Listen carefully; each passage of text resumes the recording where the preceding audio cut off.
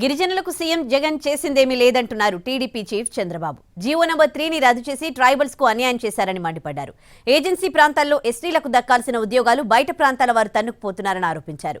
గిరిజన ఉద్యోగాలు గిరిజనులకే దక్కాలంటే GO number 3ను మళ్లీ తీసుకొస్తామని హామీ ఇచ్చారు. అరకులో జరిగిన బహిరంగ సభలో చంద్రబాబు ప్రసంగించారు.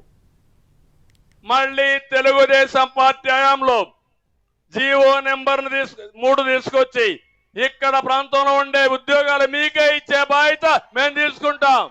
అవసరమైతే కోర్టులో కూడా ఫైట్ చేస్తాం.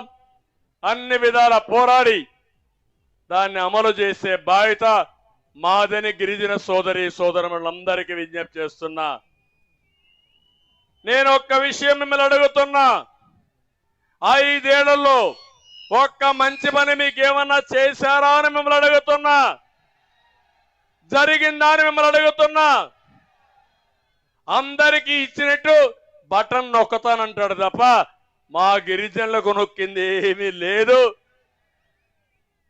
ఈరోజు మీరు చూడండి, 16 పథకాలు గిరిజనుల కోసం ప్రత్యేకంగా పెట్టిన పథకాలని రద్దు చేసిన వ్యక్తి ఈ జగన్మోహన్ రెడ్డి.